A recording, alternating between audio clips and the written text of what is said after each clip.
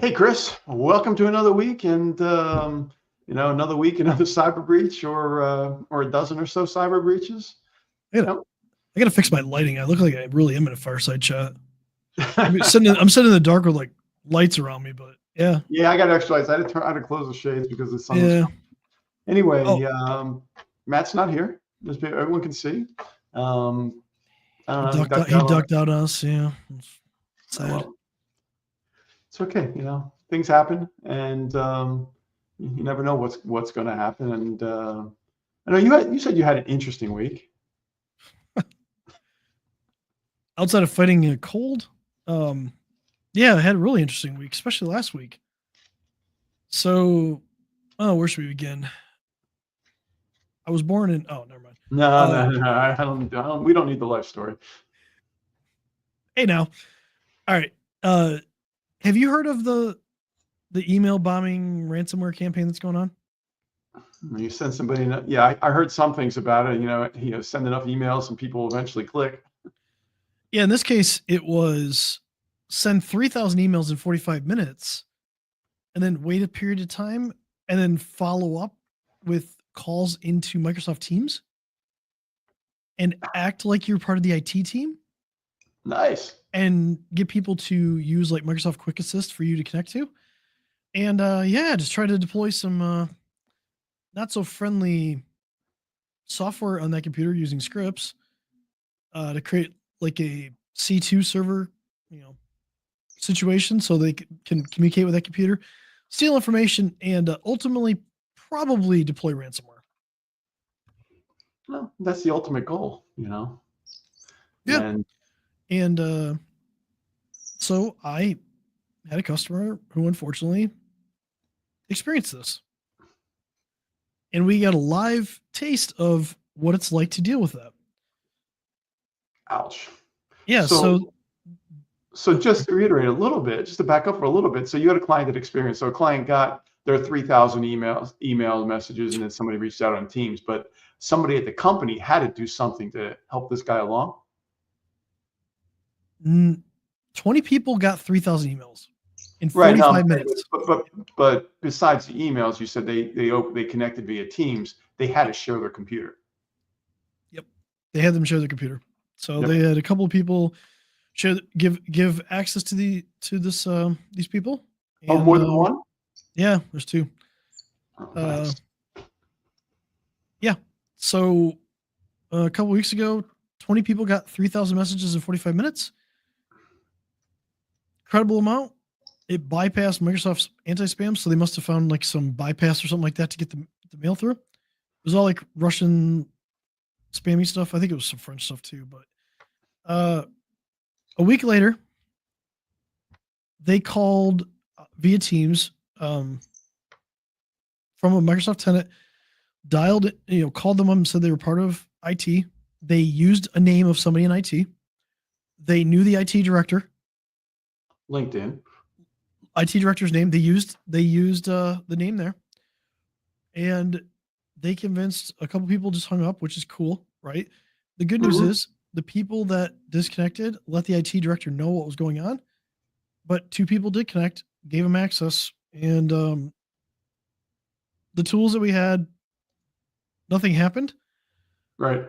but it was a very scary situation for them, and it kind of showed them just how you can have all the technical tools in your business, but at the end of the day, sometimes it's just people. But the good news is their people did such a good job of reporting it that they shut it down so quickly that nothing bad happened. Now we had security tools did do their job on the couple of machines, but like nothing bad happened. And Yeah. I gave all the kudos in the world to the culture that they've developed in that organization, because for those people to go directly to that person and give them, say, hey, look, this is going on right now, like this is something's not right, and they shut it down, it's fantastic. But it brings a big what What if if that it, IT director wasn't there that day? what if it was a Friday afternoon and said, "Oh, well, I'll let them know on Friday, on Monday morning." Yep. uh But if you go back to the calls, all the speakers were American sounding. You have them So recorded? they are not recorded. Oh, okay. All the people reported that they were American sounded. Oh, okay. They didn't sound foreign. They didn't sound like they were called from anywhere else. Reports have been made with Microsoft. Reports have been made with other things. But yeah, it's kind of one of those chilling things that you like,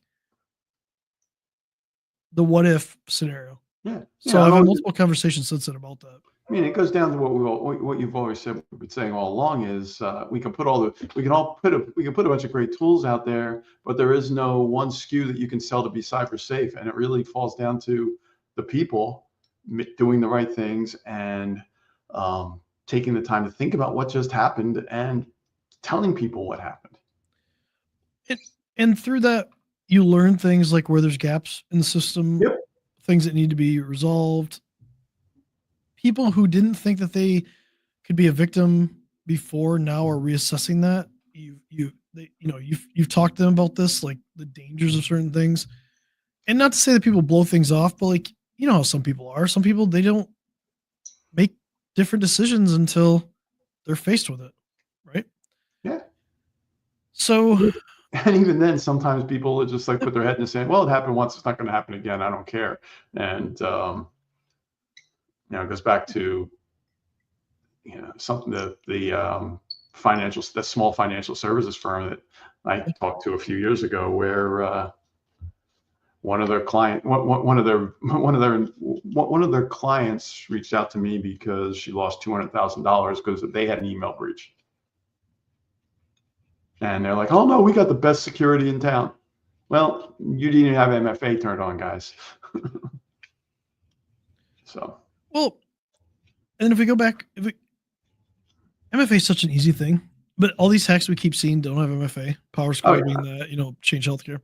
But like for this one specifically, two gaps were noticed. One, why was Quick Assist enabled when it wasn't used? So that's been fixed.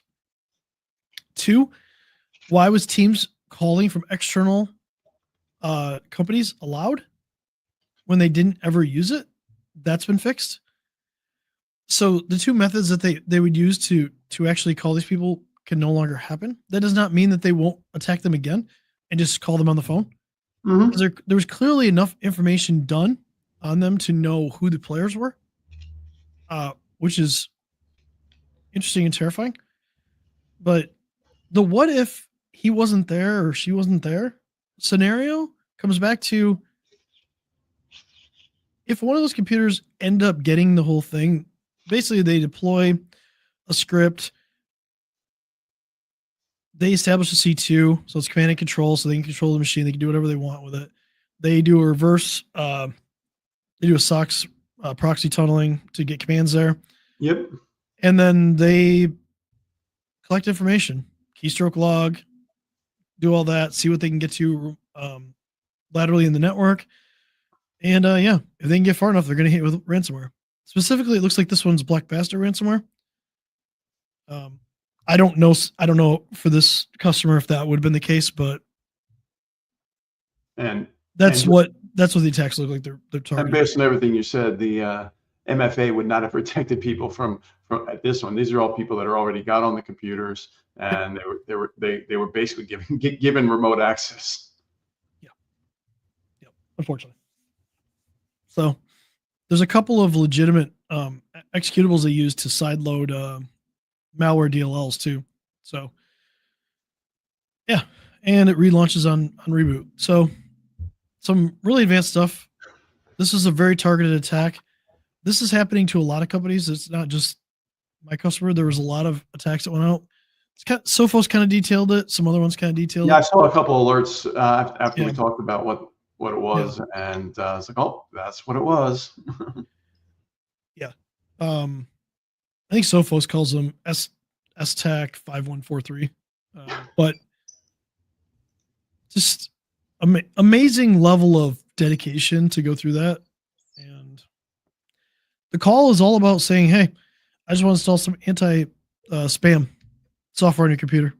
You know how you get all those emails? and then they use the names of the people. It's pretty simple, pretty straightforward, and they're just trying to rely on the fact that humans will do what humans do, right? They'll trust the people because they say they're from the help desk.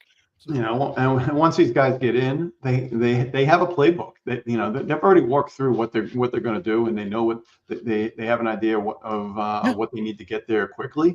And guys, it's one, dropping one link and downloading one quick script is enough. And it brings up another thing, right? On top of that, are you verifying your users when they call the help desk? Because, or can your users verify you reaching out to them? Yeah, that was the big one there. It was like, yeah, it's something to think about in your business, like that you should implement, or whether you're an IT business, or whether you're internal IT, you should be verifying the users, or at least trying to, and then give them a way to verify you.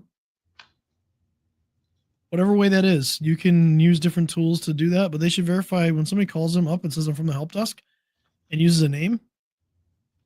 Be suspicious, but also try to verify it. Well, and to be fair, well, also, thinking about it a little bit, most of the help desk solutions have some remote help capability built into them already. So a help desk reaching out of band and saying, "Oh, I'm here to fix your spam issue from last week." Oops. It's like somebody knocking on your front door.